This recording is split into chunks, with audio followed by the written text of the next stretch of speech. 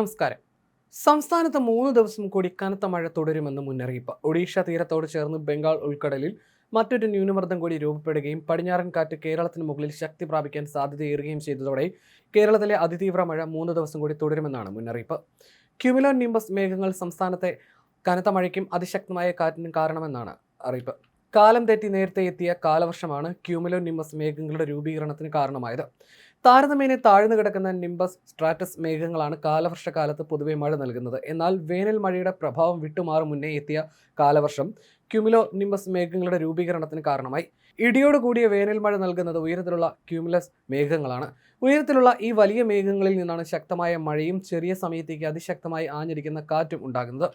കാലവർഷങ്ങളിൽ വലിയ മേഘങ്ങൾ രൂപപ്പെടാറില്ലെങ്കിലും ഇപ്പോൾ വലിയ ക്യുമുലോ നിംബസ് മേഘങ്ങൾ രൂപപ്പെടുന്നുണ്ടെന്ന് കുസാറ്റിലെ സെന്റർ ഫോർ അറ്റ്മോസ്ഫിയറിക് റിസർച്ച് മേധാവി ഡോക്ടർ എസ് അഭിലാഷ് പറഞ്ഞു. സംസ്ഥാനം മുഴുവൻ സമാന സാഹചര്യമാണ്. ചെറിയ മിന്നലുകളും ഇടിവെട്ടും ഉണ്ടാകുന്നുണ്ട്. 30 വരെ ഇതേ സ്ഥിതി തുടരുമെന്നും അതിനുശേഷം സ്ഥിതി മാറാമെന്നും അദ്ദേഹം പറഞ്ഞു. ബംഗാൾ ഉൾക്കടലിൽ ന്യൂനമർദ്ദം രൂപപ്പെടുന്ന സാഹചര്യത്തിൽ അടുത്ത ദിവസങ്ങളിൽ വീണ്ടും മഴ ശക്തമാകുമെന്ന് സംസ്ഥാന ദുരന്ത നിവാരണ വിഭാഗത്തിലെ കാലാവസ്ഥാ ഗവേഷകൻ ഡോക്ടർ രാജീവ് എരിക്കുളം പറഞ്ഞു. കാലവർഷക്കാറ്റ് ശക്തമാണെന്നും ഇത്തവണ ശരാശരിയോ അതിൽ കൂടുതലോ മഴ ലഭിക്കുമെന്നും അദ്ദേഹം പറഞ്ഞു.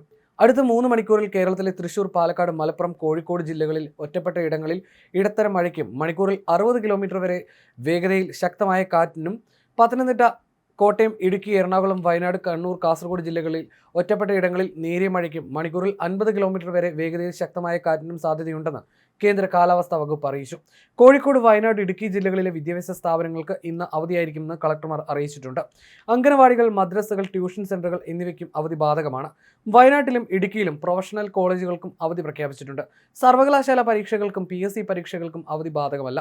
ഇടുക്കി, മുല്ലപ്പെരിയാർ ഡാമുകളിൽ ജലനിരപ്പ് ഉയർന്നിട്ടുണ്ട്. 2 ഡാമുകളിലും 24 മണിക്കൂറിനിടെ 3 അടിയോളം വെള്ളം ഉയർന്നു. മലങ്കര ഡാമിന്റെ ഷട്ടറുകൾ ഉയർത്തിയതിനാൽ മൂവാറ്റുപുഴയാറിൽ ജലനിരപ്പ് ഉയർന്നു. പത്തനംതിട്ട ജില്ലയിലെ നദികളിൽ ജലനിരപ്പ് അപകടകരമായ രീതിയിൽ ഉയർന്നതോടെ അച്ചൻകോവിൽ, മണിമല നദികളിൽ ഓറഞ്ച് അലർട്ട് പ്രഖ്യാപിച്ചു. കള്ളക്കടൽ പ്രതിഭാസത്തിന്റെ ഭാഗമായി കണ്ണൂരിൽ വളപട്ടണം മുതൽ ന്യൂമാഹി വരെയും, കോഴിക്കോട് ചോമ്പോല മുതൽ രാമനാട്ടുകര വരെയും തീരപ്രദേശങ്ങളിൽ മെയ് 29 രാത്രി 11:30 വരെ കടലാക്രമണത്തിന് സാധ്യതയുണ്ടെന്ന് ദേശീയ സമുദ്രസ്ഥിതി പഠന ഗവേഷണ കേന്ദ്രം അറിയിച്ചു. 1.8 മുതൽ 2.2 മീറ്റർ വരെ ഉയർന്ന തിരമാലകൾ ഉണ്ടായേക്കുമെന്നും അറിയിപ്പുണ്ട്. കേരള തീരത്ത് 29 രാത്രി 8:30 വരെ 3.3 മുതൽ 3.9 മീറ്റർ വരെ ഉയർന്ന തിരമാലയ്ക്കും കടലാക്രമണത്തിന് സാധ്യതയുണ്ടെന്നും ദേശീയ സമുദ്രസ്ഥിതി പഠന ഗവേഷണ കേന്ദ്രം വ്യക്തമാക്കി.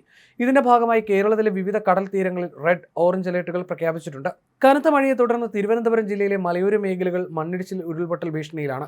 വാമനപുരം നദിയിലും പേപ്പാറ അണക്കെട്ടിലും ജലനിരപ്പ് ഉയർന്നു.